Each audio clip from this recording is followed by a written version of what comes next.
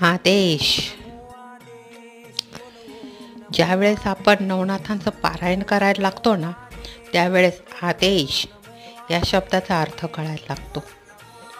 आणि महत्त्वाचं म्हणजे भस्म हे किती महत्त्वाचं आहे, किती पवित्र आहे आणि ते लावल्यावरती जी अलौकिक शक्ती मिळते ती भस्म लावल्याशिवाय कळणार नाही.